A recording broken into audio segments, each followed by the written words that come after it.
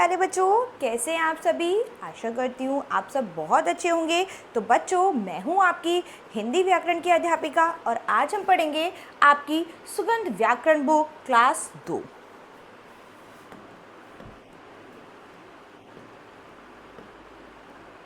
तो सबसे पहले पढ़ेंगे हम पाठ नंबर 1, भाषा और व्याकरण।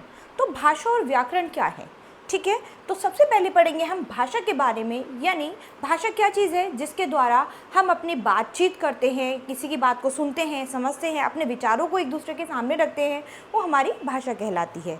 तो आइए भाषा के बारे में पढ़ेंगे। भाषा वह साधन है जिसके माध्यम से हम अपने विचारों का आदान प्रदान करते हैं, ठीक है। तो भाषा के भेद, भाषा के कितने भेद होते हैं? भाषा के 2 भेद होते हैं।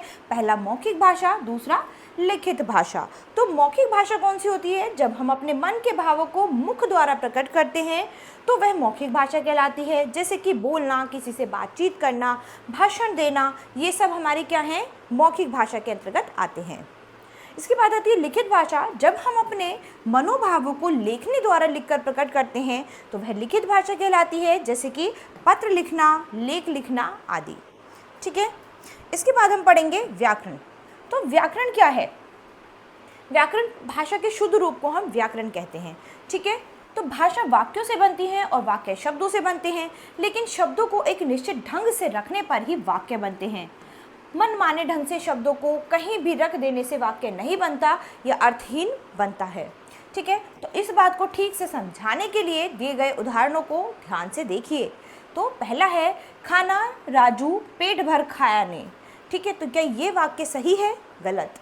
राजू खाया ने पेट खाना भर, खाया ने भर राजू पेट राजू खाना। तो ये तीनों ही वाक्य गलत हैं क्योंकि इनका कोई भी अर्थ नहीं निकल रहा। उपयुक्त तीनों वाक्यों में शब्दों को अलग अलग ढंग से रखा गया है, इसीलिए तीनों वाक्य गलत हैं। यदि हम शब्दों को ठीक ढंग से रखेंगे तो वही वाक्य का शुद्ध रूप होगा और हम वाक्य का अर्थ भी समझ पाएंगे। जैसे कि राजू ने पेट भर खाना खाया, तो क्या है? ये शुद्ध वाक्य है। इस यहाँ पर वाक्यों को शब्दों को सही क्रम में रखा गया है, इसीलिए ये सही वाक्य बना है और इसका सही अर्थ निकल रहा है, ठीक है। तो व्याकरण वह शास्त्र है जो हमें भाषा को शुद्ध करना, बोलना व लिखना सिखाता है, ठीक है। तो व्याकरण के क्या भेद हैं? व्याकरण के निम्नलिखित 3 भेद हैं। पहला वर्ण विचार, दूसरा शब्द विचार और तीसरा वाक्य विचार। व्याकरण के इन 3 अंगों द्वारा ही हम शुद्ध बोल तथा लिख सकते हैं। भारत की भाषाएं, अब भारत की भाषाएं देखेंगे कौन कौन सी हैं। भारत अपने अंदर अनेकता में एकता के गुण को समाये हुए है, इसलिए यहाँ अनेक जाति, धर्म व संप्रदाय के लोग अपनी अपनी धर्म व संस्कृति के अनुसार अपनी अपनी भाषाएं बोलते हैं। तो यहाँ अलग अलग तरह के लोग जो हैं अलग अलग तरह की भाषाओं का प्रयोग करते हैं।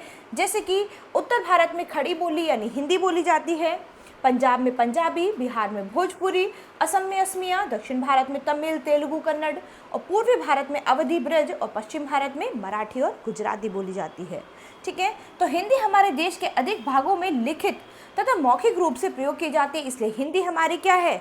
मातृभाषा है, राजभाषा है, ठीक है। लिपि, अब हम पढ़ेंगे लिपि। तो लिपि क्या है?